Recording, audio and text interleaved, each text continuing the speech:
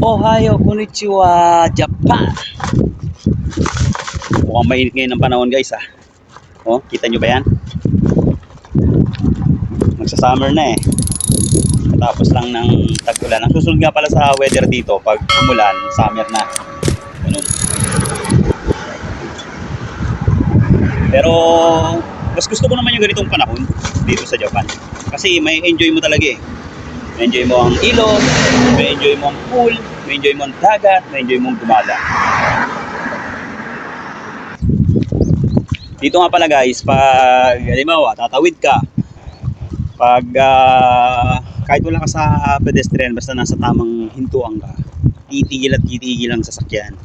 Talagang pagbibigyan nila yung tao, yung nakabisikleta, ganoon. Hindi katulad sa atin, minsan sisigawan ka pa, sabihin sa'yo tatanga-tanga ka. Dito hindi, ipa-priority ka. Talagang kahit Dito nga pala sa Japan mga kakulot, kapag tatawid kayo ng pedestrian lane, ay hindi ka mamumroblema mga kakulot dahil pagbibigyan ka. Nakikita nyo naman mga kakulot na walang traffic light dyan, pero ngayon titigil yung mga sasakyan dyan. Wala pang ilang minuto mga kakulot, titigil yung mga sasakyan dyan para patawirin kayo. Napaka-safe talaga dito mga kakulot kapag tatawid kayo ng pedestrian lane, ang galing talaga. tapos dito, lahat ng mga kasalubong mo, pwede mong batiin. Kumbaga kay Satsu, i-greet mo sila. Ganun yung mga hapon dito eh.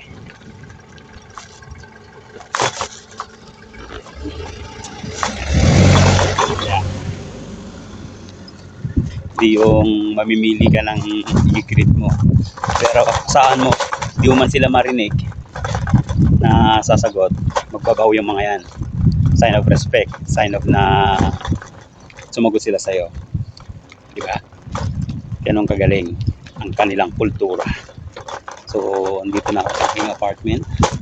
Medyo malinis na nga pala ang aking kapaligiran kasi kahapon nagtabas sila ng mga damo.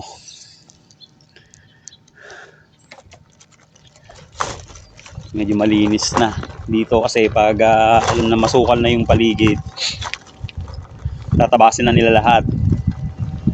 Iuutos ng gobyerno, automatic yan. Trabaho ng government yan, may tagalinis.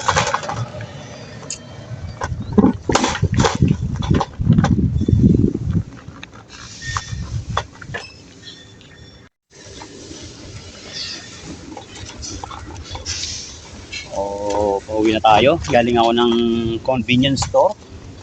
Kung tawagin dito ay combini. Bumili ako ng konting mababaon kasi minsan tamad na akong lumabas. Kapasok na lang.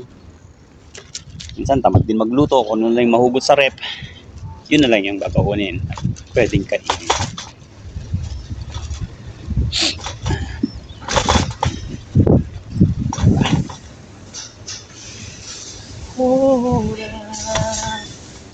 Alam mo, pag dito sa Japan eh, maganda naman eh. Kaya mong sumabay sa agos ng pamumuhay, lifestyle nila. Basta sumunod ka lang naman sa patakaran at batas nila eh. Walang mangyayari sa iyo. Iba kasi matigas talaga ang ulo. Kaya minsan sila din yung napapahamak. Kahit saan naman eh, kung marunong ka sumunod, wala kang magiging problema. Yan lang naman lagi ang dapat gawin, sumunod sa batas. Diba? So, dito na ako sa aking parking. So, yun yung motor ko. Ito yung mga mailbox namin. Sabihin, may mga number yan. Kung anong number yung apartment mo, yan mo lang din kukunin yung mga dumating sa'yo.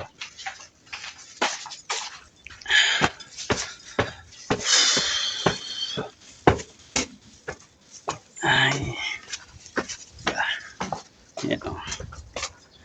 Ganda ng paligid ko, di ba? Yan o, kita nyo. Diyan ako nagja-jogging pag pag maganda ang panahon, lalo pang hapon, dami kasing tao dyan, nagja-jogging.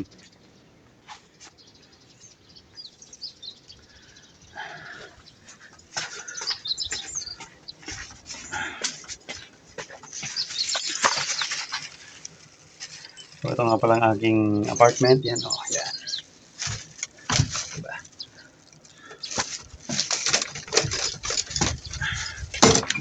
Yan. Yeah. Okay, bye guys. Thank you. Thanks for watching. Salamat sa pagsuporta sa aking mini vlog. Sana suportahan nyo. Buhay OFW sa Japan. Lahat ng pwedeng ipaalam sa inyo at nalalaman ko rito, papaalam ko sa inyo. Thanks for supporting and please subscribe and share. Bye-bye!